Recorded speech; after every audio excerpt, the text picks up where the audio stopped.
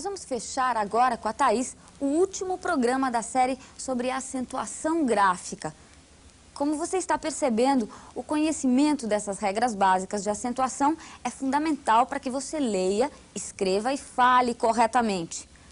A leitura e a escrita são excelentes exercícios complementares para a fixação dessas regras e de suas exceções. Olá! Hoje nós estamos encerrando as nossas considerações sobre o tema acentuação gráfica na língua portuguesa. Nas aulas anteriores, você viu comigo a acentuação dos monossílabos tônicos, das oxítonas, das paroxítonas e das proparoxítonas. Você viu também que muitas vezes o que nos leva ao erro de acentuação gráfica é o erro de prosódia, a chamada silabada, ou seja, nós pronunciamos a palavra de forma incorreta e acabamos acentuando também de forma incorreta. Ora, as palavras recorde e filântropo não existem com essa pronúncia, embora essa pronúncia seja muito comum no dia a dia. Diga corretamente recorde e filantropo. E eu mostro para você agora mais algumas palavras que têm sido constantemente vítimas das silabadas. Vamos a elas. Estão aqui, rubrica, pudico e látex, 3 palavras paroxítonas. E você observa comigo, então, visto ou assinatura não é uma rúbrica, uma rubrica. O indivíduo que tem pudor é pudico e não púdico. E aquele suco leitoso de algumas plantas, como a seringueira, por exemplo, se chama látex e não latex. E você observa aí o acento gráfico por causa da paroxítona terminada em X. E vale ainda observar que entre as paroxítonas acentuadas, daquelas terminadas em R, terminadas em I, você se lembra, todas acentuadas, existe uma exceção. É o caso dos prefixos. Os prefixos paroxítonos terminados em R, terminados em I, não se acentuam. Por exemplo, super, hiper, semi, anti, mini, são prefixos paroxítonos terminados em R e em I, não levam acento, tá? E agora eu vou falar para você sobre as regras genéricas de acentuação gráfica. Digo regras genéricas porque elas independem da classificação dos vocábulos quanto à sua tonicidade. Quer dizer, agora não importa se a palavra é oxítona, paroxítona, isso não vai fazer diferença. Nós vamos então começar falando para você sobre a regra do ditongo aberto em sílaba tônica. Ora, sempre que aparecer um ditongo aberto numa sílaba tônica, você vai acentuar. Fácil, não? Vamos aos exemplos, então. Vamos olhar comigo. Você tem aqui céu, heróico, paranoico e pastéis. Os ditongos abertos são esses que aparecem aí. El, oi, ei. Não é? Então, veja que eles aparecem na sílaba tônica das palavras. E essa regra não serve para o português de Portugal. Isso é importante você gravar. Por quê? Porque em Portugal nem sempre esses ditongos são abertos. E você, então, vai ter agora que enunciar essa regra. Você que está anotando vai enunciar comigo. Vamos copiar do vídeo? Nós vamos acentuar, então, os ditongos abertos, el, ei, oi, quando estiverem na sílaba tônica. E muito cuidado agora. Muito cuidado, porque se esses ditongos aparecerem na palavra, mas não na sílaba tônica, é claro que você não vai acentuá-los. Quer ver? Vamos mostrar aqui um exemplo e você não deve acentuar. Olha lá, pastéisinhos e chapeuzinho. Existe o ditongo aberto aqui, entretanto, a sílaba tônica não coincide com ele. Não é? Devido à sufixação, há um deslocamento do acento tônico, a sílaba tônica é o zi nas duas palavras, não há acento, portanto, no ditongo aberto. E eu vou chamar a sua atenção agora para a palavra colmeia, normalmente pronunciada assim como eu pronunciei agora, com o ditongo aberto. Essa palavra, na sua origem, se pronuncia com o ditongo fechado, portanto, colmeia. Nesse caso, ela não possui acento gráfico, tá? Entretanto, por insistência do uso, nós já aceitamos aqui no Brasil as duas pronúncias e, naturalmente, as duas grafias. Tá? Bem, e agora nós vamos mostrar para você mais uma regrinha. Nós vamos falar do I e do U quando estão na sílaba tônica, formando um hiato com a sílaba anterior. O que será que acontece com o I e com o U? Vamos ver, então? Então, está aí. Saí da saúde, caíste, balaústre. Você, separando as sílabas, vai notar que o I e o U dessas palavras, seguidos ou não da letra S, formam hiato com a sílaba anterior e estão na sílaba tônica do vocábulo. Por isso, eles são acentuados. Tá? Então, essa regra é muito simples, né? A regra que faz que a gente acentue, por exemplo, a palavra Jaú, mas não acentue a palavra Itu. Não é? Então, Jaú possui o hiato, Itu não. Vamos então enunciar essa regra? Está no seu vídeo a regra.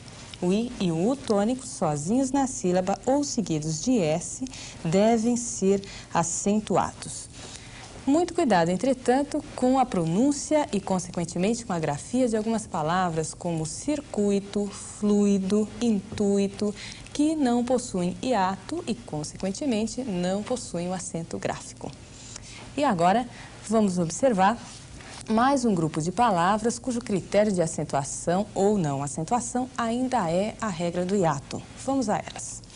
Você tem raiz, raízes, juiz, juízes. Esses dois pares se comportam da mesma maneira. No singular, raiz e juiz não possuem acento gráfico, embora o I forme hiato com a sílaba anterior. Não possui acento gráfico porque está seguido de Z.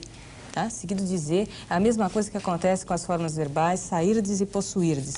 Embora o I seja a vogal de apoio da sílaba tônica, essa vogal está seguida de R. Então, não existe possibilidade de acentuação gráfica aqui, diferentemente do que acontece com raízes e juízes, em que o I ficou sozinho na sílaba, formando hiato com o anterior, então ele satisfaz a regra, tá certo?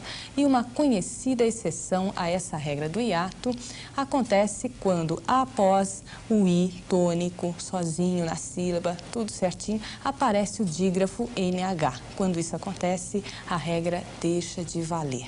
Então vamos ver os tradicionais exemplos: moinho, ladainha, campainha, rainha, né? Então, você está vendo aí que por causa do dígrafo NH não existe mais o acento gráfico no I, tá certo? E agora eu vou mostrar para você o que acontece com os grupos GUI, GUE, QUI e QUE. Esses grupos aos quais eu me refiro podem se comportar de 3 maneiras diferentes. Vamos então ver o que acontece com eles. Você vai observar a sequência de exemplos junto comigo. Em primeiro lugar, quando esse grupo constitui um dígrafo, ou seja, o U desses grupos é mudo. Eu digo guerra, guincho, queijo, quilombo. Não existe o som do U. Então, não existe acentuação de espécie alguma. Agora, para um outro exemplo, nós vamos ver, o próximo exemplo vai mostrar para a gente quando utilizar o trema. Quando o U for átono e pronunciado, conforme você vê aqui. Dizer que o U é pronunciado e átono significa dizer que ele é a semivogal de um ditongo. Aguentar, linguiça, sequestro, equino. Né? É esse o som desses grupos nesse caso. Mas pode acontecer também esse U ser tônico dentro desses grupos. Se isso acontecer, ele leva um acento agudo. Vamos ver então? Olha lá, os verbos averigui, argui, oblique, todas formas verbais. Casos há, entretanto, em que a palavra possui dupla pronúncia e, nesse caso, ela possui dupla possibilidade de acentuação. Acontece, por exemplo, com a palavra liquidificador, que também pode ser pronunciada liquidificador, portanto, com ou sem trema. Isso acontece com líquido ou líquido, sanguíneo ou sanguíneo, equidistante ou equidistante, antiguidade ou antiguidade, enfim, alguns outros exemplos, tá certo? Bem, e agora eu vou enunciar essa regra para você, tá? Vamos organizar, então, copiando aqui do vídeo.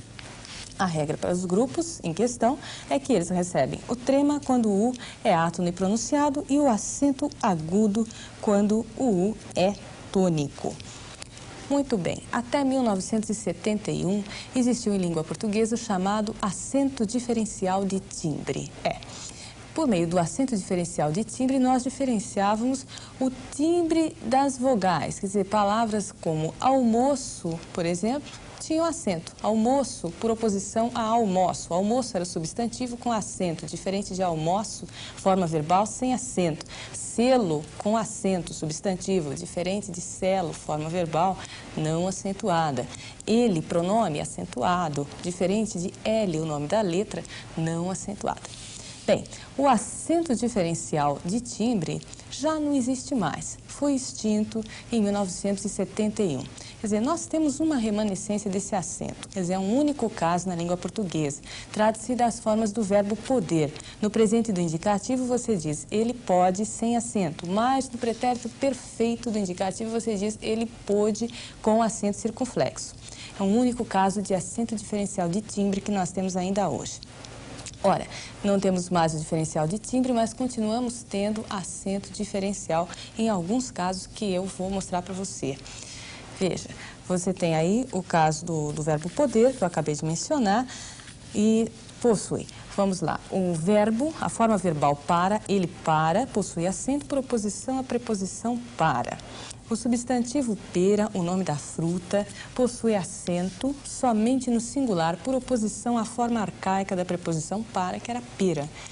As formas verbais coa, ele coa e tu coas, possuem verbo por oposição à contração de preposição com artigo a ou artigo as. Substantivo pelo possui acento circunflexo, assim como a forma verbal pelo do verbo pelar, por oposição à contração pelo, contração de preposição com artigo. Veja, não são os únicos casos. A própria preposição por não tem acento, porque todas as preposições são átonas, mas o verbo por, que ele é um homônimo, possui o acento circunflexo. Isso acontece também com a palavra as, no sentido de primeiro de carta do baralho. Ela possui um acento agudo para diferenciá-la do artigo as, que é uma forma átona. Isso também acontece com a palavra polo, polo e seu plural polos, e também polo, o filhote de gavião.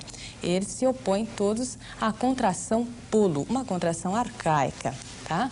E ainda as palavras que e porque, quando substantivadas, recebem um acento circunflexo, tá? Bom, falando então, caminhando para o final da nossa aula, vou mostrar para você o que acontece com alguns verbos que têm um comportamento muito diferente, muito peculiar em língua portuguesa no que diz respeito à acentuação gráfica. São os verbos crer, ler, dar e ver. Vamos ver o que acontece com eles. Na terceira do singular, eles são monossílabos tônicos acentuados. Na terceira do plural, o E é dobrado e eles ganham um acento no primeiro E. Claro que isso acontece também com os verbos que são compostos a partir deles, como descrer, reler, rever. Você está notando que com crer, ler e ver, isso acontece no presente indicativo. Já com o verbo dar, acontece no presente do subjuntivo. E, falando em verbos que têm um comportamento um pouquinho diferente, vamos ver os verbos vir e ter. Vamos lá, vamos a eles. Vir e ter, na terceira do singular, ele tem sem acento, mas na terceira do plural, eles têm com acento circunflexo. O verbo vir, a mesma coisa, ele vem no singular e eles vêm com acento no plural.